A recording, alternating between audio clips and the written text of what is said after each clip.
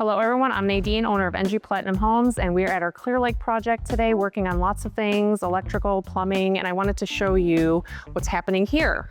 So this homeowner wanted to install an elevator in their home. This is the forever home, so as aging in place, they wanted to make sure that they have access to the upstairs when maybe they won't be able to later on. So if you look at the before,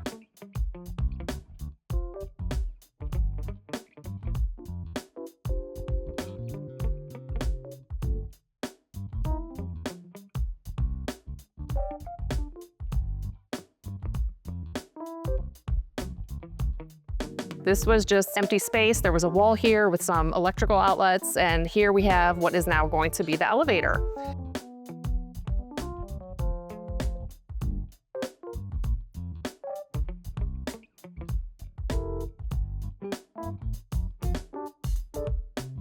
We framed it all in. We actually also had to do concrete work. We had to add concrete to make it thicker, so that way it's more durable for the weight of the elevator. And we can head upstairs and I can show you where the exit is going to be up there. Okay, so if you see in the previous images, this was actually the doorway that entered into a bedroom, kind of game room.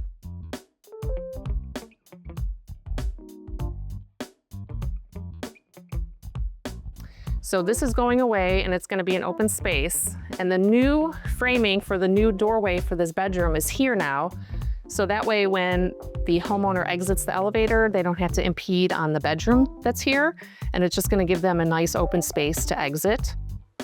So that's what's happening here. We're going to be sheetrocking today and tomorrow.